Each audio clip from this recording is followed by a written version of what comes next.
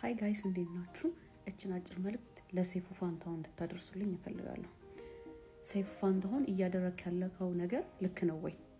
ምን እያደረክ ነው? እዚህ ጋር ይሄ ውድድር ነው አይደለ?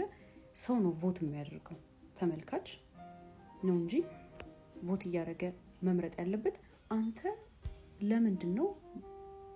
in the first place አዶናይ ነበረ መቅረብ የነበረበት አንተ ላይ አይደለ? እሱ ነው እየመራ ያለው። ለምንድን ነው ያስፈልገው እዩቲን አንተ ጋር ማምጣት? በምንስ ምክንያት ነው በአንድ ጊዜ ይሁላ ቮት ሊኖራት የቻለው? ልታስረዳን ትችላለህ? ምርጫው በትክክል እየተጭበረበረ ነው። አንድ ሰው በአንድ ጊዜ አንተ ሾው ላይ ስለቀረበ ይሁላ ቮት ሊያገኝ አይችልም።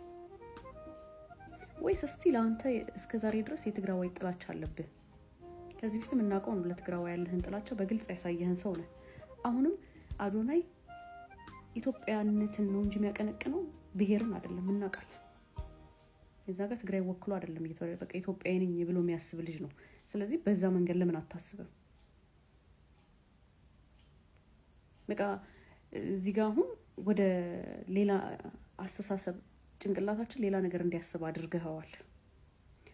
ምክንያት እንፈልጋለን። ለምንድን ነው ይሄን ነገር ማድረግ ያስፈለገ? መልስ እንፈልጋለን። በትክክልም ይሄ ቮት አደራረግ መጭበርበር ውስጥ ገብቷል።